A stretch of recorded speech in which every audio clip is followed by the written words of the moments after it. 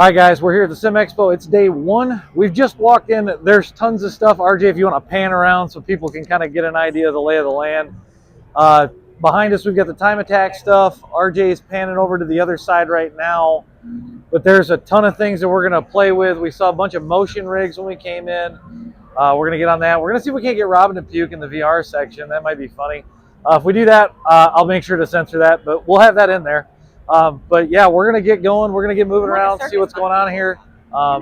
And yeah, check out the rest of it, guys.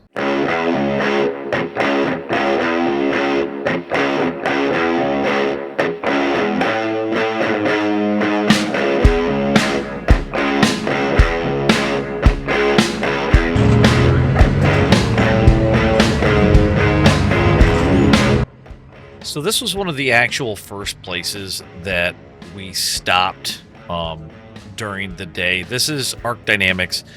Really cool idea that they have here with their motion rig. Now, the reason I say that it's cool, this rig right here, if we're looking at just the platform that I'm on, from what we were talking to the guy, it's about $5,000. If you want to have a rig as well, they will supply that. But for the most part, you don't actually need to spend the money, which is really nice. You can actually put your existing rig right on top of this and be ready to roll, which saves you a little bit. The other cool thing is this is all crowd-funded. So if you're looking to get in on something and you want to get like a discount for a motion rig, I really enjoyed this rig. There's some other ones later on in the video that we'll talk about, but for the average person, this rig worked quite well. I was amazed at how articulate it was. I'm testing it here in a set of Corsa, but the physics still felt very nice. This is Spa. I've driven the track many times before, and it really went well. But I will put a link down in the description to their website. Like I said, you can actually get in on the ground floor. It's like $20, I think, to kind of help crowdfund it, but it gives you like exclusive discounts when this thing actually comes out. Now they do have a professional level that he was telling us that JGR actually has. It's more of a machined base. There's a lot of other things going on with it, but overall, for the price and for how this felt, and this being a crowdfunded deal, I'm really considering it myself. Like I said, very pumped on the product. Was happy to try it out, and you know, he gave me a whole walkthrough through it. It's all electric motors. There's no hydraulic, and to replace parts, it's very easy. It's 8 modular sections to it, all passive cooling. Really cool stuff. Really encourage you guys to check them out, and go check out their Discord as well.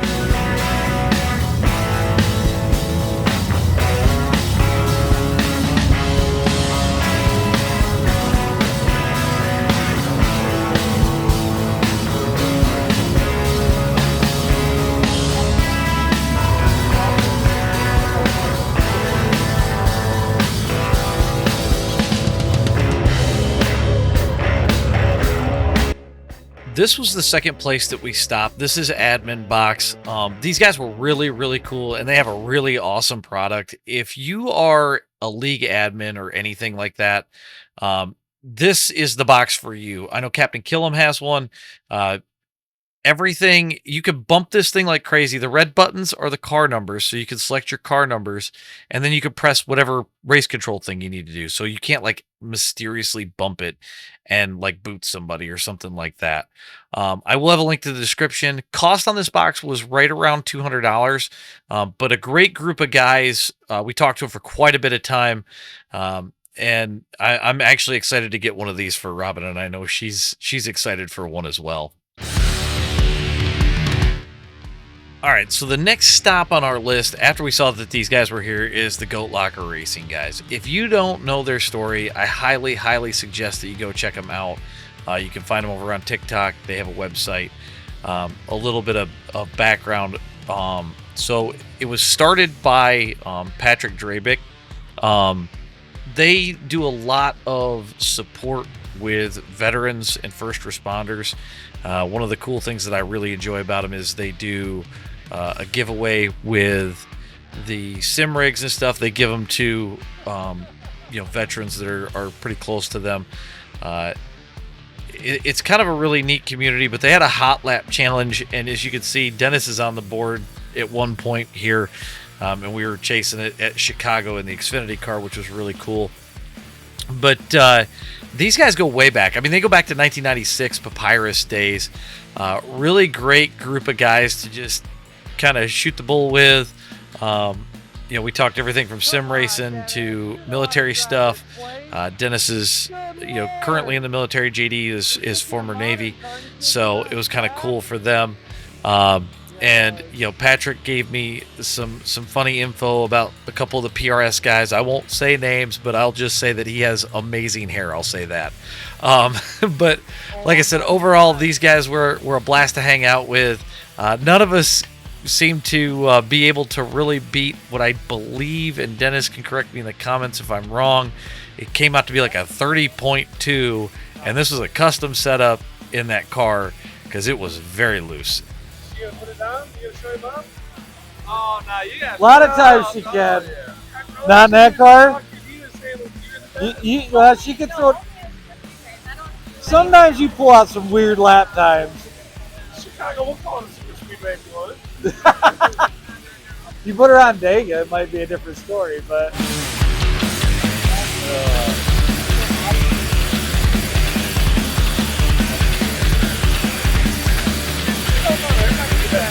Yeah.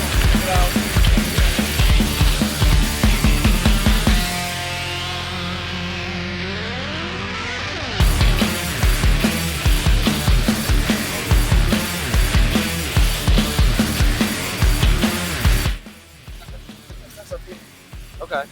This has full aluminum and carbon build, full aluminum collars, clutches, and shifters. Again, aluminum. The hub is included. Okay. Silicone grip instead of plastic that you have. Right.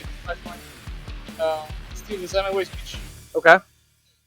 And the chance of connecting it straight to the quick release without having the external cable if you have supported wheelbase. Okay. Yeah. So you could basically put this right onto a Moza base if you wanted to. Yeah. Well, he's standing on his connector, so he doesn't like it much. And you can also drive it if you want. Okay. Might jump in and test it out here in a second. Yeah, sure. Okay, this was Cube Controls. This was probably one of the first premium wheels that we touched of the week. Really, really nice shifters, I'll say that. But the one thing that I wished I would have gotten on film that we didn't was talking with a sales rep there, and they are actually going to be the builder for the Cadillac F1 wheel. So, of course, I've got to sit down and test this out. Now, as you can see here, we're in the, I believe it was the Porsche it was the Mercedes at Sebring. Overall, I really, really liked the product. Fairly lightweight. Didn't want to whip out of your hands or anything, which was good. Grips felt really nice. Shifters, man, I tell you what, you feel a good set of shifters, and it's hard to not like a wheel. All the buttons are in place where you can reach them easy with your thumbs.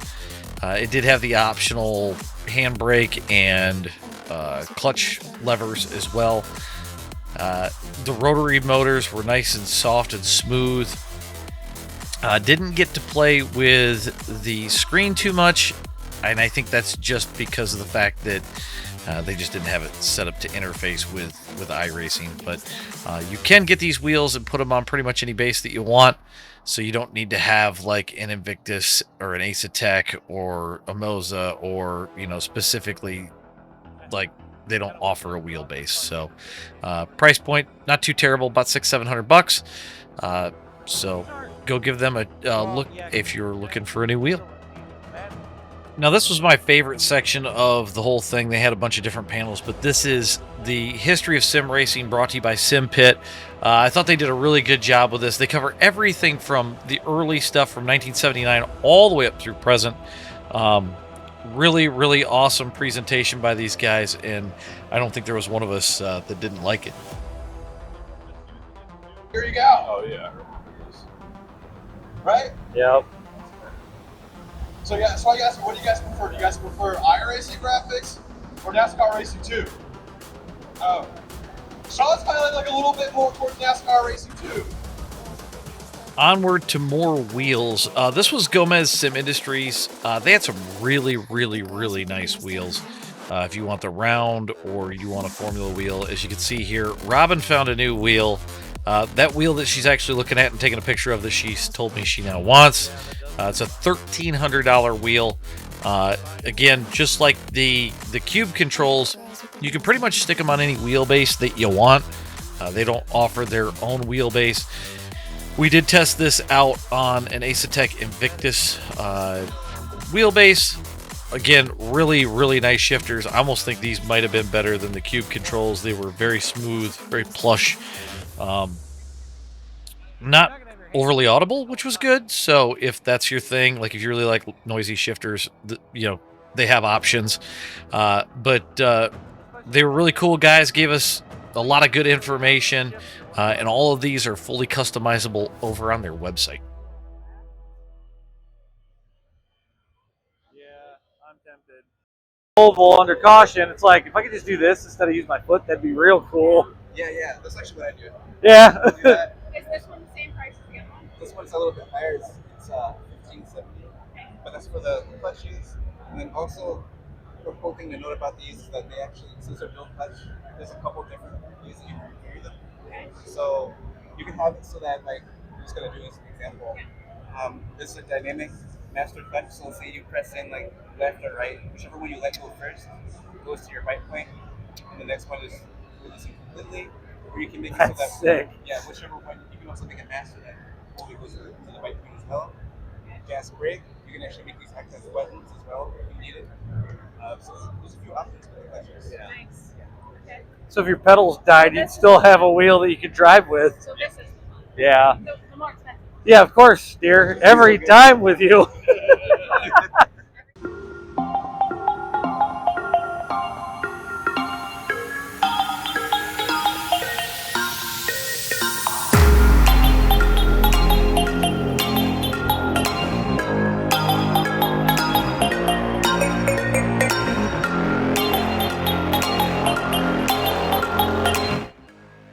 So this was the highlight of day number one. We're getting to the end here. This is SimCraft. For those of you that don't know, a lot of race teams have one of these. It has like 6 or 8 DOF on it. It is, I mean, if I was to put a car type to it, it's the Ferrari. I'm just gonna say it. I had heard about these guys a while ago via Chris Sullivan. He works over there with Richard Petty, and he tested this about a year ago. Funny thing is a lot of these guys knew exactly who Chris was, and they were shocked to see me jump into this thing on bumpy Daytona. But these guys were super awesome, super cool. We talked 87s racing for a while. If you run into these at an expo, I highly suggest that you try it out. You'll get to hear my thoughts here in just a minute as we go around the track, and you'll kind of understand why I'm kind of gushing about this. But this was probably one of the coolest rigs of the entire weekend. We even got Robin in it. You'll hear her thoughts towards the end of the video on day 2. But they do have a cheaper option. This retailed out for about $150 when it was all said and done. So kind of out of the realm of an average guy, but very cool to sit in, play in, and throw some laps in one of my favorite cars around a really fun track. So I'll step aside, let you guys hear my thoughts, and yeah, like I said, check these guys out.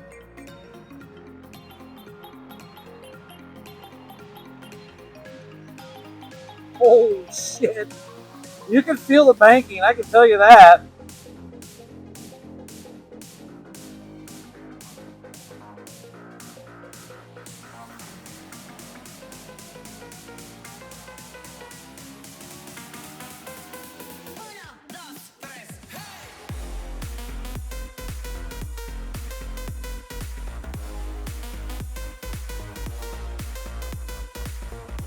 Wow.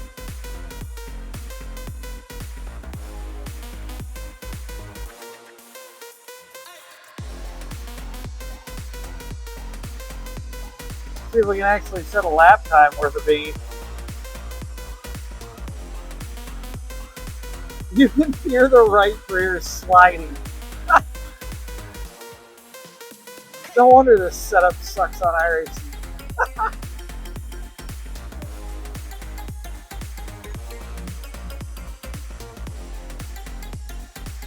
44, 484.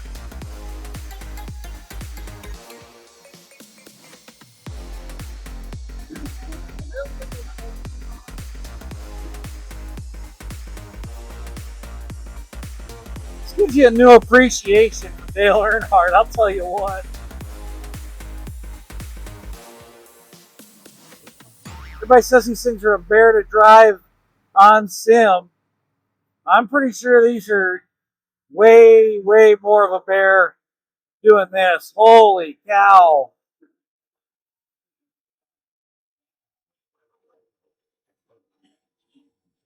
Just insane.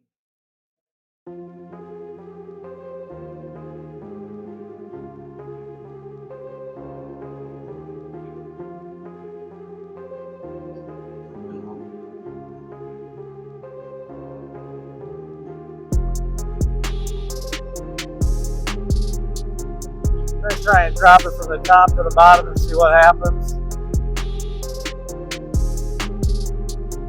Wow.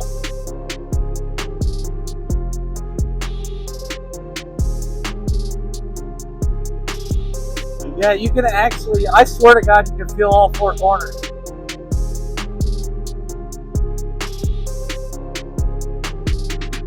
It definitely tells me that I'm driving this place wrong, I'll say that.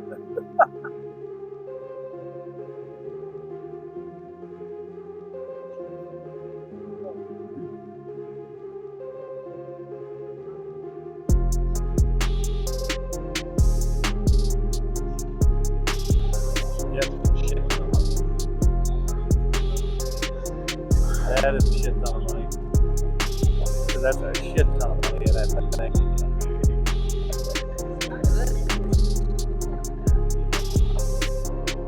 Alright guys, Sim Expo day number 2. We're missing one person. Robin's hanging out back in the room. She'll be with us a little bit later. We've already tested a bunch of stuff so far yesterday. We're going to hop back into some motion rigs. We're going to hit the Goat Locker guys again, see if one of us can get on the board. Here we go into day 2. I already feel like a kidney candy shop over here. This stuff is really neat.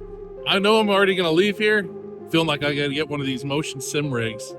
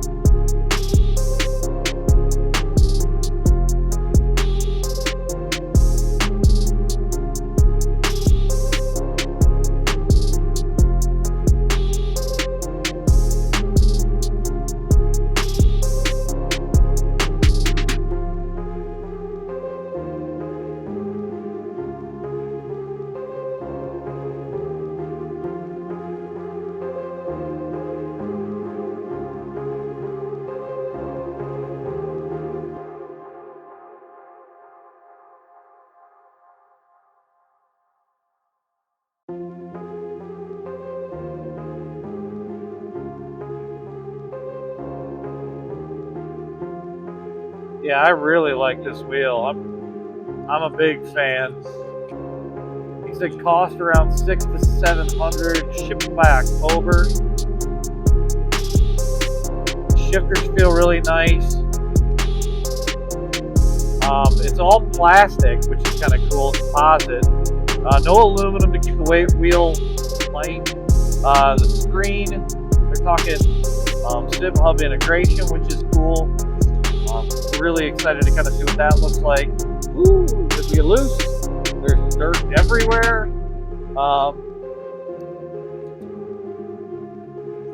I'm glad I let go of that.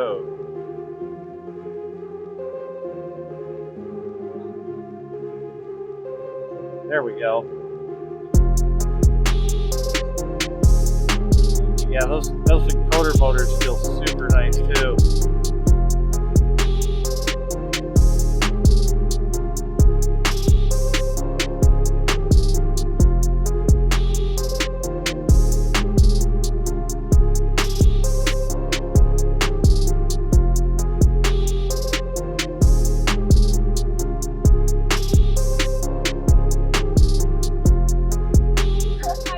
So this is the Podium One sim rig. This was what would be comparable to the SimCraft that you saw earlier in the video.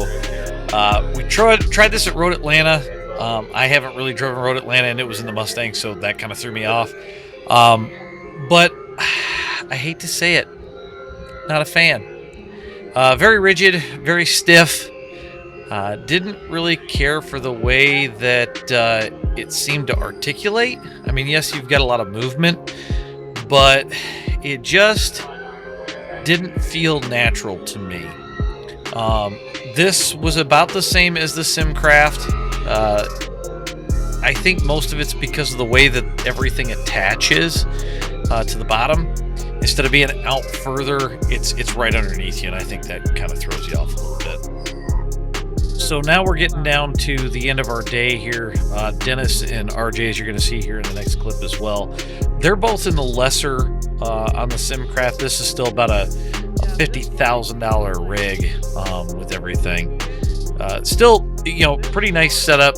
Overall, they really liked it. I think Dennis actually liked this a little bit better than he did the full cage, just from a standpoint of you know, ease of ability to set it up, move it around, that sort of thing. We are going to see Robin's reaction to the full cage unit after these two are done driving here. So we'll step away during that time, get her thoughts, see her reaction. We were all really excited to watch her try it. She tried it in the Gen 4 at Monza Oval. So for those of you that have been around the channel for a long time know that that's a spot we go to. So she really wanted to try it there.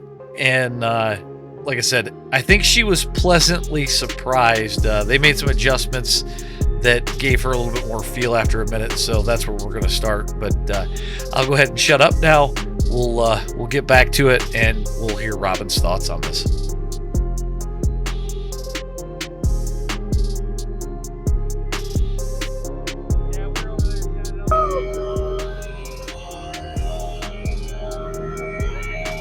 I need more gear.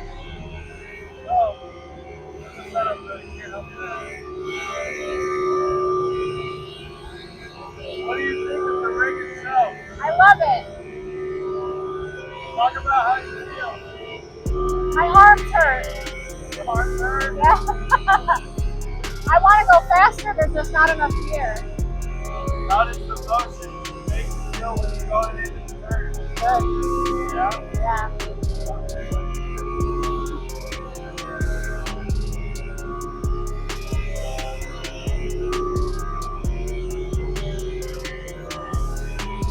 Woo-hoo!